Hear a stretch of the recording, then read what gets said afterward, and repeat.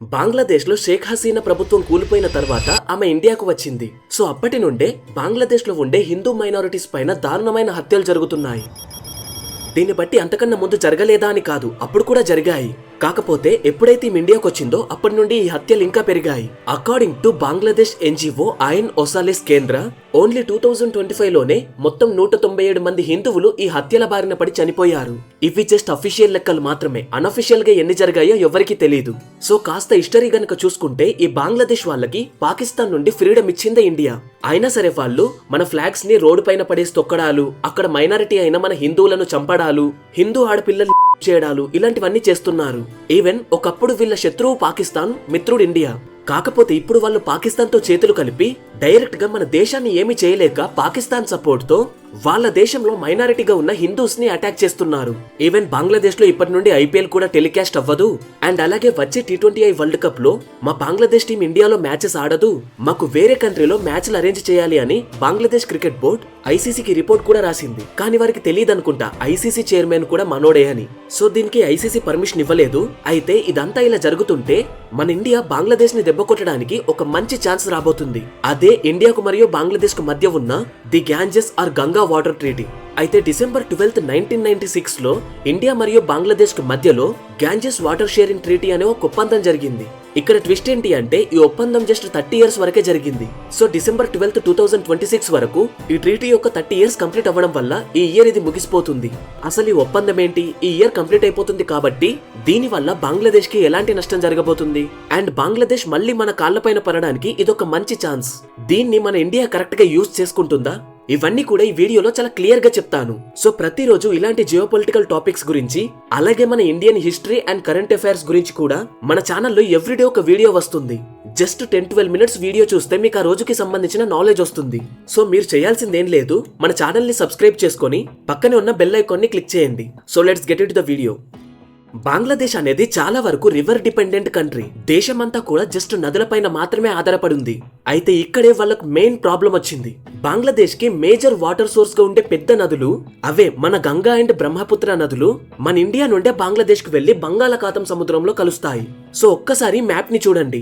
ఈ మ్యాప్ ని నేను AI తో జనరేట్ చేశాను. సో ఇందులో ఈ గ్రీన్ కలర్ బార్డర్ ఉంది కదా, అదే బంగ్లాదేశ్. అండ్ అలాగే మీకు ఇక్కడ బ్లూ కలర్ లో లైన్స్ కనిపిస్తున్నాయి కదా, అవి ఇండియా నుండి బంగ్లాదేశ్ కు వెళ్తున్న నదులు. మన మేజర్ నదులైన గంగా, బ్రహ్మపుత్ర నదులు అండ్ అలాగే మేఘనా, తీస్తా నదులు ఈ బార్డర్ నుండి బంగ్లాదేశ్ కు వెళ్లి సముద్రంలో కలుస్తాయి.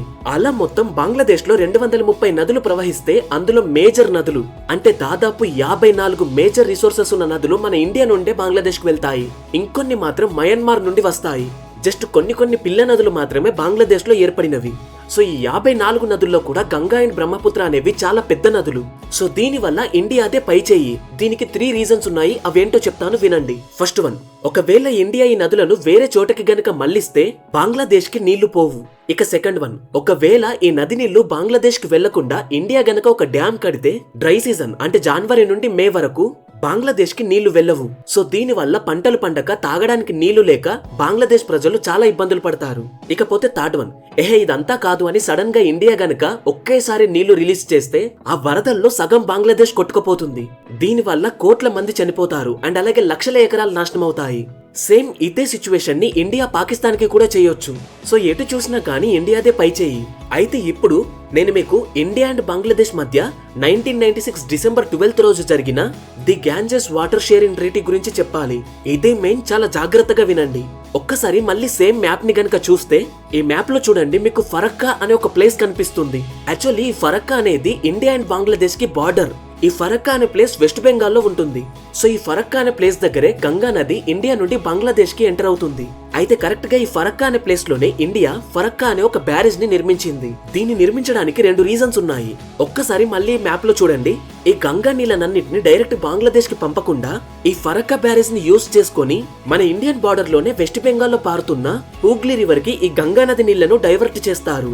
దీని వల్ల వెస్ట్ బెంగాల్ కి సరిపడా నీళ్లు దొరుకుతాయి. అండ్ అలాగే నది మెల్లగా ప్రవహించినా సరే ఆర్ లేకపోతే ప్రవహించకపోయినా సరే ఆ ప్లేస్ లో బురద మరియు మట్టి పేరుకుపోతుంది. ఇది పక్కనే ఉన్న కోల్కతా ఫోర్ట్ పై ఎఫెక్ట్ చూపిస్తుంది. సో ఈ నీళ్లను హూగ్లీ రివర్ కి డైవర్ట్ చేయడం ద్వారా వాటర్ ఫ్లో అనేది చాలా ఫాస్ట్ గా ఉంటుంది. అలాగే పోర్ట్ కి కూడా ఎలాంటి ఇబ్బంది ఉండదు. ఇక సెకండ్ రీజన్ వచ్చేసి బంగ్లాదేశ్ గనక మనపై యుద్ధం చేస్తే ఈ బ్యారేజ్ ని ఒక ఆయుధం లాగా యూజ్ చేసుకోవచ్చు. ఎలా అంటే వాళ్ళకు వాటర్ పోకుండా ఆపడం, లేకపోతే ఒకేసారి వాటర్ ని రిలీజ్ చేయడం. ఈ రెండింట్లో ఏది చేసినా సరే సగం బంగ్లాదేశ్ నాశనం అవుతుంది. అయితే ఇక్కడ బంగ్లాదేశ్ కి కూడా కొన్ని భయాలున్నాయి. అందులో మెయిన్ భయాలు 2 చెప్తాను. అవేంటి అంటే ఫస్ట్ వన్, ఈ బ్యారేజ్ గనక ఉంటే బంగ్లాదేశ్ కి చాలా తక్కువ వాటర్ వెళ్తాయి. నార్మల్ గా హుగ్లీకి వెళ్లే వాటర్ అన్ని కూడా బంగ్లాదేశ్ కే వెళ్ళాలి. కానీ ఈ బ్యారేజ్ ద్వారా ఈ వాటర్ అన్ని కూడా మన ఇండియాలోనే ఉంటాయి. సెకండ్ రీజన్ వచ్చేసి ఒకవేళ బంగ్లాదేశ్ ప్రజలకి గనక వాటర్ గనక వెళ్ళకపోతే ఫిషింగ్ కి గానీ డ్రింకింగ్ కి గానీ వాటర్ ఉండవు. మెయిన్లీ ఇరిగేషన్ అనేది అస్సలే సాగదు. అండ్ ఇక్కడ ట్విస్ట్ ఏంటి అంటే ఈ ఫరక్కా బ్యారేజ్ కట్టిన తర్వాత ఇవన్నీ వాళ్ళు ఎక్స్పీరియన్స్ కూడా చేశారు. ఈ బ్యారేజ్ కట్టిన కొత్తలో బంగ్లాదేశ్ ప్రజలు అలమటించారంట. అండ్ దీని కారణం వల్లే బంగ్లాదేశ్ ఈ ఫరక్కా బ్యారేజ్ కట్టడాన్ని సంవత్సరాల పాటు చాలా వ్యతిరేకిస్తూ వచ్చింది. వాళ్ళు కట్టడాన్ని ఆపాలనుకున్నారు, కానీ ఆపలేకపోయారు. ఇక 20 సంవత్సరాల డిస్ప్యూట్ తర్వాత ఇండియా బంగ్లాదేశ్ ని కరుణించి ఒక ఆఫర్ ఇచ్చింది. అదే 2 దేశాలు గ్యాంజెస్ వాటర్ షేరింగ్ ట్రీటీ పైన సైన్ చేశాయి. సో ఈ అగ్రిమెంట్ పైన ఇండియా నుండి అప్పటి ఇండియన్ ప్రైమ్ మినిస్టర్ అయిన దేవే గౌడ గారు అండ్ అలాగే బంగ్లాదేశ్ నుండి అప్పటి బంగ్లా ప్రైమ్ మినిస్టర్ అయిన ఇప్పుడు మన ఇండియాలో తలదాచుకుంటున్న షేక్ హసీనా వీళ్ళిద్దరు దీనిపైన సైన్ చేశారు. సో ఈ అగ్రిమెంట్ లో ఉన్న టర్మ్స్ అండ్ కండిషన్స్ ఏమున్నాయో ఇవన్నీ ఇప్పుడు కాస్త క్లియర్ గా చెప్తాను. అండ్ ఈ అగ్రిమెంట్ ని కూడా మన ఇండియన్ గవర్నమెంట్ వాళ్ళ వెబ్సైట్ లో పబ్లిష్ చేసింది. ఇక్కడ మీకు స్క్రోల్ చేస్తుంటే కనిపిస్తుంది చూడండి. ఎవరైనా దీన్ని చదవాలి అనుకుంటే కింద డిస్క్రిప్షన్ లో లింక్ ఇస్తాను, వెళ్ళి క్లిక్ చేసి చదవండి. సో ఈ అగ్రిమెంట్ లో ఉన్న 3-4 పాయింట్స్ చెప్తాను చూడండి. ఫస్ట్ పాయింట్ వచ్చేసి ఈ అగ్రిమెంట్ ఓన్లీ గంగా రివర్ కి మాత్రమే వర్తిస్తుంది. ఇండియా నుండి బంగ్లాదేశ్ కి వెళ్లే వేరే ఏ నదులకు ఇది వర్తించదు. లైక్ తీస్తా నదికి అండ్ అలాగే బ్రహ్మపుత్ర నదికి వీటికి ఇది వర్తించదు.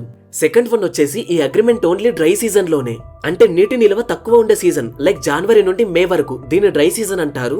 ఈ సీజన్ లో మాత్రమే పనిచేస్తుంది. థర్డ్ వన్, సో ఎప్పుడైతే ఈ ఫరక్కా బ్యారేజ్ లో 70 క్యూసెక్స్ వాటర్ గనక ఫ్లో అవుతాయో అప్పుడు ఈ 70 క్యూసెక్స్ లో 35 ఇండియా వాడుకోవాలి అండ్ అలాగే 35 బంగ్లాదేశ్ కి పంపించాలి. ఫోర్త్ వన్, ఎప్పుడైతే వాటర్ 70 క్యూసెక్స్ నుండి 75 క్యూసెక్స్ మధ్యలో ఉంటాయో అప్పుడు బంగ్లాదేశ్ కి మనం 35 క్యూసెక్స్ ఆఫ్ వాటర్ ని పంపించాలి అండ్ అలాగే ఇండియా 40 క్యూసెక్స్ వాటర్ ని వాడుకోవాలి. ఇకపోతే ఫిఫ్త్ వన్, ఎప్పుడైతే ఫరక్కా బ్యారేజ్ నుండి 75 క్యూసెక్స్ కన్నా ఎక్కువ వాటర్ ఫ్లో అవుతే అందులో 40 క్యూసెక్స్ వాటర్ ఇండియాకి రావాలి, మిగతాదంతా కూడా బంగ్లాదేశ్ కి వెళ్లిపోవాలి. సో మొత్తం సమ్మరీగా ఇవే ఈ వాటర్ షేరింగ్ ట్రీటీలో ఉన్న కండిషన్స్. అయితే ఇవే కాకుండా ఇంకొక కండిషన్ కూడా ఉంది. అదే మెయిన్ కండిషన్. అదేంటి అంటే ఈ అగ్రిమెంట్ మొత్తం 30 సంవత్సరాల వరకు మాత్రమే చెల్లుతుంది. ఇకపోతే ఈ 2026 డిసెంబర్ 12 రోజు ఈ అగ్రిమెంట్ పూర్తవుతుంది. అంటే 30 సంవత్సరాలు కంప్లీట్ అవుతున్నాయి. సో ఇప్పటికైతే అక్కడ వాళ్ళు హిందూస్ ని చంపుతుంటే మన పొలిటీషియన్స్ ఎవరు కూడా అంత పెద్దగా రియాక్ట్ అవ్వట్లేదు. రియాక్ట్ అయిన వాళ్ళు కూడా చాలా తక్కువ మందే. ఇంకోవైపు already water sharing treaty complete అవుతుంది కాబట్టి బంగ్లాదేశ్ యొక్క 4 మెంబర్స్ టీం ఆల్రెడీ ఇండియాకు వచ్చి గంగా నదిలో వాటర్ లెవెల్స్ ని అబ్జర్వ్ చేస్తున్నారు. ఇప్పటి నుండి మే వరకు ప్రతి 10 డేస్ ఇలానే అబ్జర్వ్ చేస్తారు. గవర్నమెంట్ పర్మిషన్ తోనే వీళ్ళు ఇండియాకు వచ్చారు. అలాగే మన సిడబ్ల్యూసి డిప్యూటీ డైరెక్టర్ అయిన Saurabh Kumar and assistant director అయిన సన్నీ అరోరా ఆల్రెడీ బంగ్లాదేశ్ కి వెళ్లారు. వీళ్ళిద్దరికి కూడా బంగ్లాదేశ్ గవర్నమెంట్ సెక్యూరిటీ ఇస్తుంది అండ్ వీళ్ళు కూడా ఈ వాటర్ ట్రీటీ పనుల్లోనే వెళ్లారు. సో దీన్ని బట్టి చూస్తే ఈ వాటర్ షేరింగ్ అగ్రిమెంట్ ని మళ్ళీ కంటిన్యూ చేస్తారా? దీనికి సమాధానంగా చాలా మంది చేస్తారు అని అంటున్నారు. ఎందుకంటే మనం ఆల్రెడీ పాకిస్తాన్ కి వాటర్ నిలిపేశాము. మొన్న రీసెంట్ గా యుఎన్ఓలో జరిగిన సమావేశాల్లో ఈ పాకిస్తాన్ వాళ్ళు ఇండియా మాకు వాటర్ నివ్వట్లేదు అని ఏడ్చారు.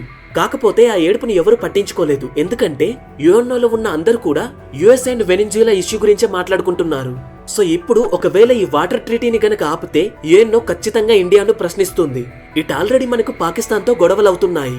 ఇంకో సైడ్ బంగ్లాదేశ్ తో, మరోవైపు చైనాతో గనక గొడవలు పెట్టుకుంటే మనకే నష్టం. ఇక్కడ ఇంకొక విషయం ఏంటి అంటే పాకిస్తాన్ మరియు చైనా సీక్రెట్ గా బంగ్లాదేశ్ కి సపోర్ట్ చేస్తాయి.